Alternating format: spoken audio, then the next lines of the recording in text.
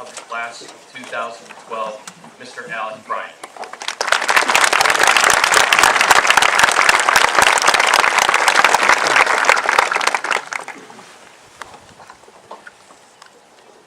Hello everyone, it's me again. Today is a pivotal point in our lives. After today, we will all enjoy the summer together, and then go our separate ways onto a new adventure. Some of us alone, and some together. In the past, we have forged friendships and memories with each other, and no matter what the future holds, we shall not forget. The present, though, is much less a mystery, as you must sit there and listen to me talk. And I know that no matter what I say, Spencer will probably come up to me afterwards and say something like, "Well, man, that was really lame." So I'll just stick to what I know. A long time ago, in a galaxy far, far away, a few very wise words were spoken by Han Solo as he piloted the Millennium Falcon through an asteroid field followed closely by TIE interceptors. Anyway, the quote goes, "Never tell me the odds." Now, some of the astrophysicists in the audience might point out that asteroids and asteroid belts are roughly 1 million miles apart on average. So, the odds of this scenario, successfully navigating an asteroid field, would be very generous. That is beside the point. The point is, I find these words quite inspiring. The quote has an obvious meaning of, take risks, take chances, and you might just find success. This is true, but I find something deeper in this little thing, and that is to defy the odds. People in this world who have achieved true greatness have overcome harsh conditions and stifling challenges. One very recent example of this was a woman who had lost everything but her talent and ideas. She had been through a failed marriage, she was left jobless on welfare and raising a child on her own. She had this to say about her situation at the time. Failure meant stripping away of the inessential. I stopped pretending to myself that I was anything other than I was, and began to direct all my energy to finishing the only work that mattered to me. Had I really succeeded at anything else, I might never have found the determination to succeed in the one area where I truly belonged. I was set free because my greatest fear had been realized, and I was still alive, and I still had a daughter whom I adored, and I had an old typewriter and a big idea. And so rock bottom became a solid foundation on which I rebuilt my life. This woman was J.K. Rowling, the writer of the little series known as Harry Potter. Do not assume that because of this, failure leads to greatness. That is not true. What is true is that determination and perseverance will allow you to learn from your failures and attempt to achieve the impossible. Even when the odds are stacked against you, there's still the opportunity to overcome. Our little class is the perfect example of this.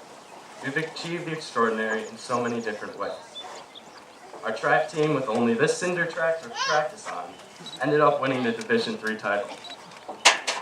This was something I did not even believe possible, and in the beginning of the season, Mr. K was saying something like, "This is our year." I was more than a little bit skeptical.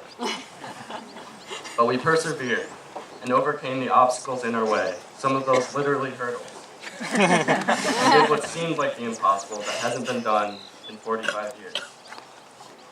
Also, our class of 71 has been to the All-State Music Festival 3 years in a row, the only school to have achieved this in state history. Having just been to New York City, I think we can appreciate the amount of population in this state, and just how much competition we have had to beat out in order to attend this conference. Also this year, we brought 12 students to the national competition of We the People, an academic contest to which some law prep schools from many states don't make. We made it on the chance of a chance, but we still made it, and we made Westfield history. The possibility of a small rural school, without even the money to fund the trip, being invited to a national competition is astounding. And when the community and school banded together to help fund our cause, I was amazed at how much support we were given, and I'm so thankful that I live in a town that values its youth and education so greatly. This is what makes Westfield great. have supported every single one of us, pushing us to accomplish everything we could. Sometimes we kicked and screamed along the way, often, but they were always there. Also, all of the parents that have had faith in us and encouraged us all the way to this day, I thank you. Even my mom, who has had to encourage me day and night to get things done, and my dad, who supported every decision I've made, be it stupid or not, I thank you. These people are very special to us. They realize that each of us has the ability to achieve our dreams as long as we do dream. Each person sitting here today is exceptional and has a unique set of ambition and talents. There are many classmates sitting here right now that are smarter than I am and much more talented. And I know this will be quoted against me by many of my friends, but it's true. Some of us, though, did not participate in all of the extracurricular happenings at the academy, but they still did defy the odds. Whether it be a personal struggle, a struggle with illness, or with academics, we are all here today. That means we have achieved success and already overcome some amazing odds.